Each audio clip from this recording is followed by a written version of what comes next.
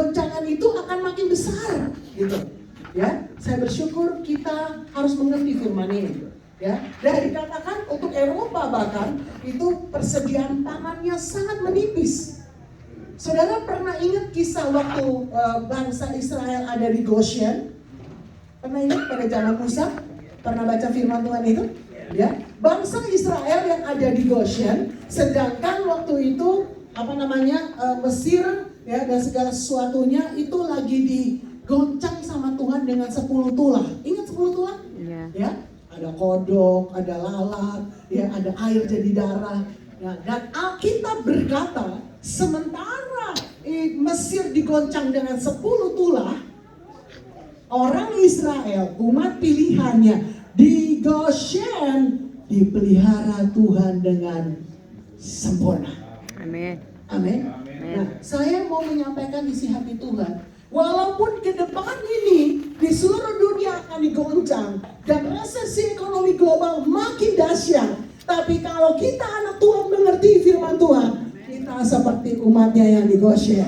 Amin. Sampai terjadi, kita terus aman. Haleluya. Tuhan terus alami hadirat penyediaan Tuhan yang dahsyat. Katakan amin yang percaya. Ya. Kenapa? Karena kalau dengar isu berita-berita ke depan ini bisa mengerikan, saudara. Ya. Haleluya. Oke, next. Satu firman Tuhan yang menjadi dasar pada hari ini adalah Ibrani pasal 12 ayat 28. Yuk, saudara baca ya. Sudah terpancar di sini, terpampang ya. 2, 3. Jadi karena kita menerima kerajaan yang tidak tergoncangkan, marilah kita mengucap syukur dan beribadah kepada Allah menurut cara yang berkenan kepadanya dengan hormat dan takut. Ya. Wow, ini ayat yang powerful, saudara, yang perlu saudara pegang memasuki hari-hari ke depan. You will be unshakable.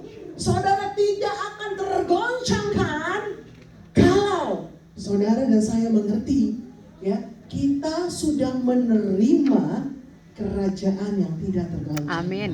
Amin. Jadi, walaupun saudara di Amerika, walaupun mungkin saudara oke lah, you are green card mungkin, dan saudara mungkin warga negara Indonesia masih misalnya ya, tetapi kalau kita mengerti dan kita adalah kerajaan yang tidak tergoncangkan, maka goncangan apapun yang terjadi di luar, kita tetap tinggal tenang. Kita tetap dalam pemeliharaan Tuhan. Kita tetap di dalam penyertaan Tuhan. Yang percaya yang keras katakan amin. Amin. Tangkap ini baik-baik. Ya, oleh karena itu mari kita lihat dari ayat ini. Ya, oke, next. Satu lagi Pak. Nah, bagaimana langkah untuk hidup kita nggak tergoncangkan? Itu kan pertanyaannya dong. Di luar mau digoncang, tahun depan akan lebih dahsyat goncangannya. So, gimana kita nih supaya kita nggak tergoncangkan? Ya, bagaimana langkahnya? Ada 3 langkah. Langkah yang pertama kita baca sama-sama 2, 3. Sadari dan hidup dalam Kerajaan Allah. Karena semua kerajaan tergoncangkan. Lihat, Ratu Queen Elizabeth II, ya, waktu dia rest in peace. Terus kemudian Charles became a king, saudara tahu, dalam waktu singkat Perdana Menterinya langsung resign. Ya, betul saudara ya? Ini mulai digoncang saudara.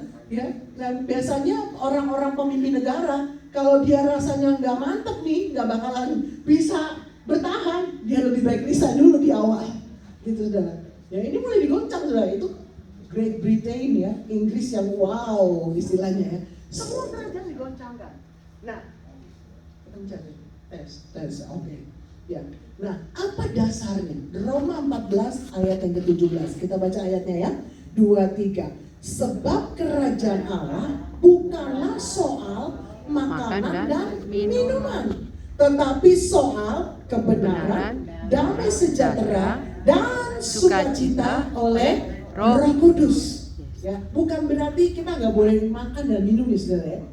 Ya, apalagi kalau saudara pergi ke satu tempat, ya kuliner, wah ya, sini enak nih makanan ini, gitu ya. Wah, di sini enak nih, gitu ya. Saya kalau ketemu orang kadang-kadang, wah, ibu kalau ke sini harus makan ini, harus ke kota ini harus makan ini. Aduh, kayaknya belum pelayanan udah dijejeli dengan harus makan ini gitu saudara. Kenapa? Karena kita cenderung untuk wow, ya sekalian kuliner gitu, wisata kuliner. Tetapi dengar baik-baik. Firman Tuhan berkata, kerajaan Allah bukan soal makanan dan minuman. Dan bukan itu yang kita kejar. Kenapa ada anak-anak waktu kecil sekolah, saudara kita orang tua bilang, nah belajar yang pintar ya nak, yang rajin ya nak. Ya. Nanti sudah besar, dapat pekerjaan yang baik, sukses, berhasil. Tujuannya apa? Ada income, ada uang. Ya, tujuannya seperti itu kan? Lalu supaya apa? Supaya mengalami kesejahteraan. Ada makanan, ada minuman. Itu yang dikejar orang. Tetapi dengar baik-baik, firman Tuhan pagi ini katakan, kalau hidup saudara saya tidak mau tergoncangkan, saudara harus hidup dalam kerajaan Allah. Yang artinya ada kebenaran, damai sejahtera, sukacita oleh Roh Roh Kudus. Kudus. Kita ulangi yuk, bacain keras 2, 3. Kebenaran, damai sejahtera, Sukacita oleh Roh Kudus. Yes. Kebenaran maksudnya apa? Apa yang saudara lakukan itu hal yang benar. Kalau di Indonesia